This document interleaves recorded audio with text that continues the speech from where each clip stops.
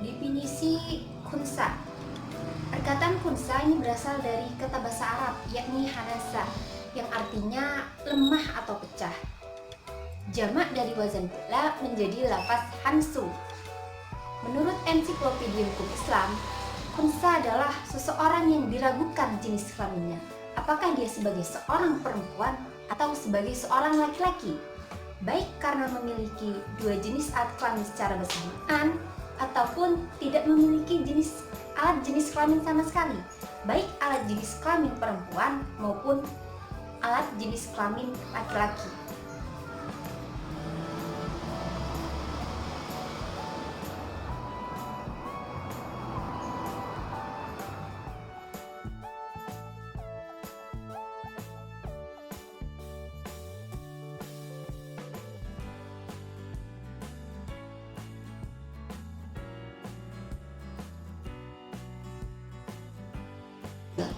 Khunsa ghairu muskil ini adalah khunsa yang tidak sulit atau jelas.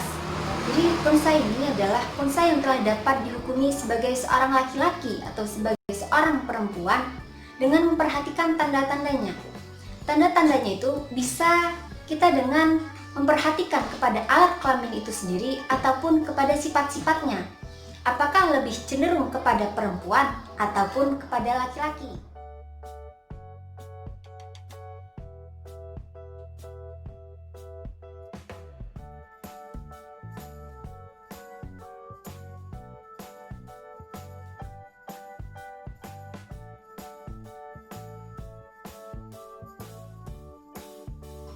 Contoh pada kasus salah satu artis Indonesia yakni Bunda Dorce.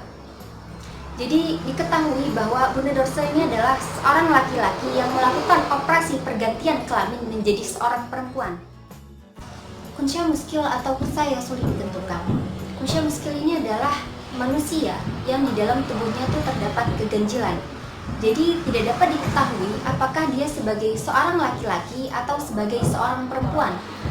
Karena memang tidak ada tanda-tanda yang menunjukkan kelakiannya ataupun keperempuannya.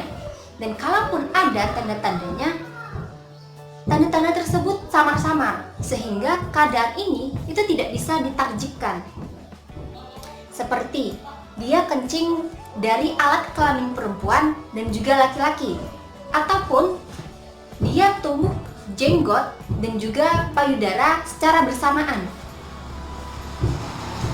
Contoh pada kasus yang saya dapatkan dalam berita, ada bocah 3 tahun yang memiliki dua jenis kelamin secara bersamaan.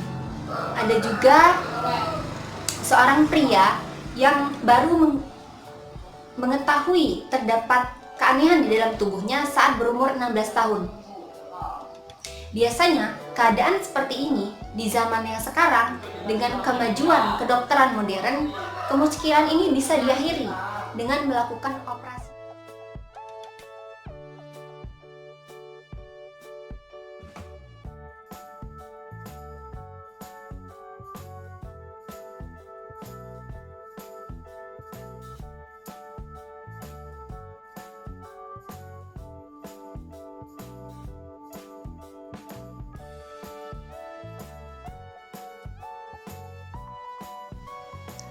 Quran Surah An-Nisa ayat 7.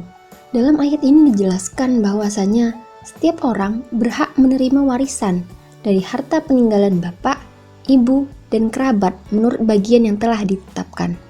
Di dalam Al-Quran, dalam ayat-ayat mawaris, ini tidak disebutkan bahwa khunsa dikecualikan dalam pembagian warisan. Jadi, penjelasan mengenai ayat ini secara tidak langsung dengan menyebutkan bahwa setiap orang berhak menerima harta warisan tanpa terkecuali, bahkan termasuk di dalamnya adalah seorang khunsa. Hal ini memberikan pengertian mengenai penegakan keadilan bagi semua orang, di mana keadilan merupakan salah satu ajaran pokok dalam Islam yang bersifat universal. Quran Surah As-Surah ayat 49-50. Dalam ayat ini dinyatakan bahwa Allah Subhanahu wa Ta'ala telah menjadikan anak Adam itu dua jenis yang berbeda, yakni laki-laki dan perempuan. Dan setiap anak Adam dari dua jenis ini mempunyai kelaminnya masing-masing dan tanda-tanda khusus. apabila anak Adam dilahirkan dengan ciri laki-laki dan perempuan secara bersamaan, atau tidak memiliki tanda khusus sebagaimana laki-laki atau perempuan, maka hal ini dinamakan khunsa. Selain itu, Rasulullah SAW bersabda, "Berilah warisan anak khunsa ini sebagai laki-laki atau perempuan, mengingat dari alat kelamin yang mula pertama dipergunakannya untuk buang air kecil." Hadis riwayat Ibnu Abbas.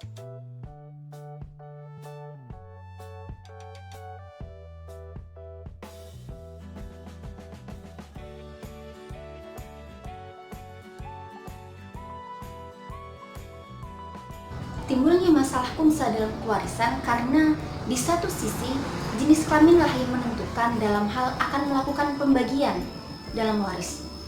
Sedangkan pada khunsa, terutama khunsa muskil, jenis kelamin sendiri itu tidak dapat dipastikan. Dan meskipun seseorang memiliki dua alat kelamin sekaligus, namun yang menentukan statusnya itu hanyalah satu alat kelamin.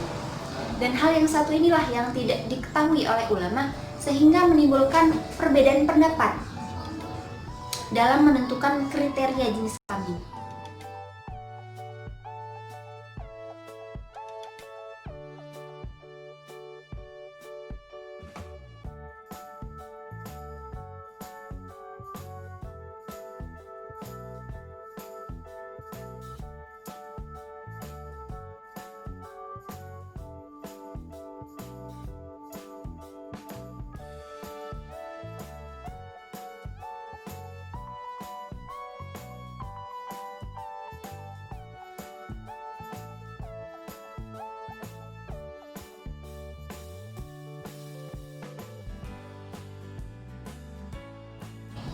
Berkaitan dengan hukum operasi bagi khunsa ghairu muskil, seperti yang kita ketahui bahwa jenis kelamin antara laki-laki dan perempuan ini merupakan kodrat ilahi. Akan tetapi ada seseorang yang dilahirkan sebagai laki-laki namun cenderung berperilaku seperti perempuan, dan sebaliknya ada seseorang yang dilahirkan sebagai perempuan namun cenderung berperilaku seperti laki-laki. Dan dalam hal ini mengantarkan mereka berkeinginan untuk melakukan perubahan pada jenis kelamin mereka. Seperti yang telah saya singgung di awal bahwa jenis kelamin ini merupakan ketentuan yang telah diberikan oleh Allah Subhanahu wa taala. Jadi hukum Islam itu tidak memperbolehkan seseorang melakukan perubahan atau merubah jenis kelaminnya. Adapun dalil-dalil yang mengharamkan operasi perubahan jenis kelamin ini adalah Quran Surah Al-Hujurat ayat 13. Ayat ini menjelaskan bahwa Allah telah menciptakan manusia sebagai seorang laki-laki dan perempuan, dan ini merupakan kodrat dari Allah, sehingga manusia sebagai ciptaannya tidak diperkenankan merubah jenis kelaminnya. Karena kedudukan manusia, baik laki-laki maupun perempuan di hadapan Allah adalah tingkat ketakwaan seseorang. Hadis riwayat Bukhari ini menegaskan bahwa apa yang telah diciptakan oleh Allah tidak boleh dirubah. Demikian pula seorang pria atau wanita yang lahir normal jenis kelaminnya, tetapi karena lingkungan mereka menderita kelamin, semacam kecenderungan seks yang menjadikan mereka berpakaian dan bertingkah laku yang berlawanan dengan jenis kelaminnya. Sebab pada hakikatnya, organ atau jenis kelaminnya ini normal, tetapi psikis mereka tidak normal.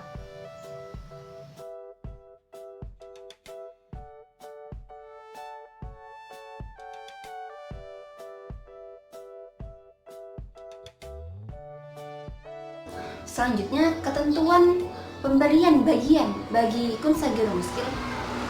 Jadi pemberian bagian warisan kepada khunsa ghairu muskil ini berdasarkan pada alat kelamin mereka ketika dilahirkan. Lalu bagaimana pada kasus seseorang yang terlanjur sudah melakukan operasi perubahan jenis kelamin? Jadi ketika mereka akan melakukan pembagian harta warisan melalui warisan Islam, maka tetap yang menjadi acuan adalah alat kelamin mereka ketika dilahirkan. Hal ini didasarkan pada ketentuan hukum Islam yang tidak memperbolehkan melakukan operasi perubahan kelamin.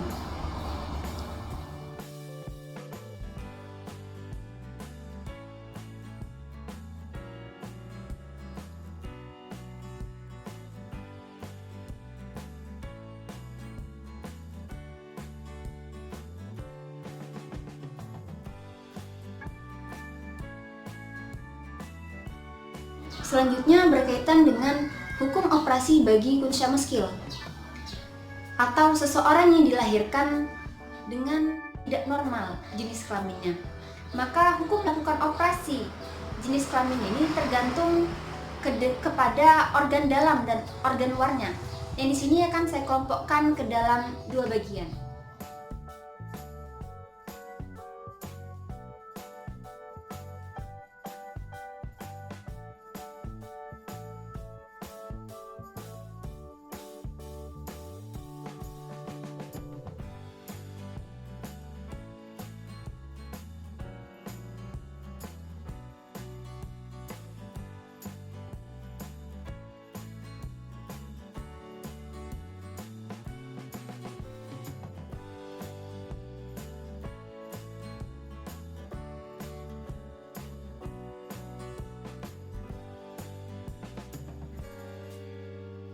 Adapun dalil-dalil yang membenarkan tindakan ini adalah kaidah fikih menolak kemudaratan lebih utama daripada meraih manfaat. Jadi kaidah ini menegaskan bahwa apabila pada waktu yang sama kita dihadapkan kepada pilihan menolak kemafsadatan atau meraih kemaslahatan, maka yang harus didahulukan adalah menolak kemafsadatan. Karena dengan menolak kemafsadatan berarti juga meraih kemaslahatan. Karena itu, apabila kemajuan teknologi kedokteran bisa memperbaiki kondisi kesehatan fisik dari kunsyah muskil atau orang yang tidak memiliki organ kelamin yang sempurna, ini melalui dilakukannya operasi kelamin, maka hukum Islam memperbolehkan, bahkan menganjurkan, karena akan tercapainya maslahah yang lebih besar daripada mafsadahnya.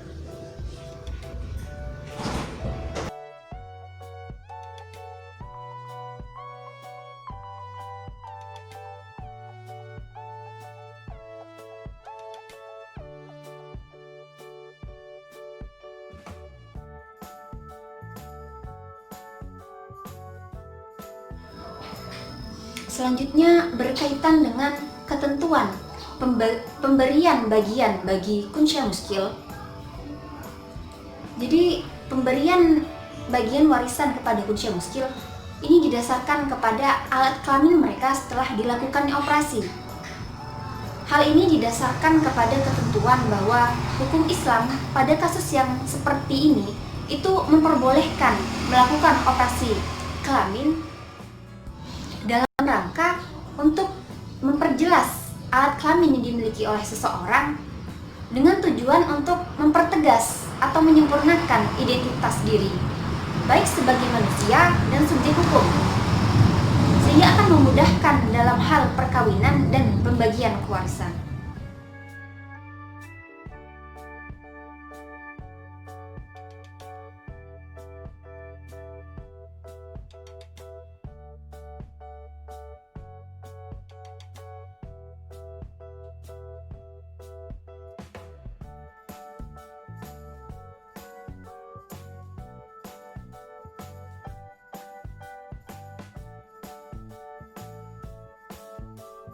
Pembagian warisan kunsyah muskil. Jadi ada 3 cara untuk menentukan besarnya bagian yang akan diterima oleh seorang kunsyah yang tampil menjadi ahli waris. Yang pertama, menemukan kejelasan jenis kelamin dari kunsyah tersebut, yakni dari jenis kelamin yang dominan. Akan tetapi, apabila sulit untuk menentukan jenis kelamin yang dominan dari orang yang bersangkutan, maka para ahli hukum Islam sepakat dengan cara mengidentifikasi indikasi fisik yang dimiliki oleh orang yang bersangkutan. Hal ini berdasarkan sabda Rasulullah SAW dalam hadis riwayat Ibnu Abbas, yakni berilah harta warisan anak kunsa dari mana pertama lewat ia membuang air kecilnya. Yang kedua, meneliti tanda-tanda kedewasaannya. pada umumnya antara seorang laki-laki dengan seorang perempuan itu terdapat tanda-tanda kedewasaan yang khas. Misalnya, dari tumbuhnya jenggot, kumis, perubahan suara, atau tumbuhnya payudara. Apabila tanda-tanda ini diketahui dengan jelas, maka konsep tersebut digolongkan kepada jenis kelamin yang dimiliki dari tanda-tanda khas tersebut. Yang ketiga, seandainya apa yang diungkapkan dalam poin 1 dan 2 tidak dapat ditentukan atau samar-samar, maka dikarenakan tidak adanya kesepakatan para ahli hukum Islam tentang bagaimana cara menentukannya, sehingga dalam hal ini lahir beberapa pendapat dari berbagai mazhab. Yang pertama, mazhab Hanafi. Dalam mazhab Hanafi, kunsya muskil mendapatkan harta warisan yang kurang dari bagian yang seharusnya diberikan kepada ahli waris, baik laki-laki maupun perempuan. Hal ini didasarkan pada kunsa tersebut dapat diduga sebagai laki-laki maupun perempuan. Maka bagian yang paling sedikit di antara dua bagian tersebutlah yang akan diberikan kepadanya. Yang kedua, mazhab Syafi'i. Dalam mazhab ini, kunsya muskil mendapatkan harta warisan kurang dari bagian yang semestinya, karena bagian tersebutlah yang diyakini sebagai bagian warisan masing-masing ahli waris. Jadi, sisa harta warisan ini kemudian dibekukan atau tidak dibagikan untuk sementara waktu hingga jelas keadaan kunsa itu. Yang ketiga, mazhab Maliki. Dalam mazhab Maliki, kunsya muskil diberikan bagian pertengahan dari dua bagian, sehingga harus melalui perhitungan harta warisan dalam dua tahap. Lalu kedua bagian itu disatukan lagi dan dibagi dua,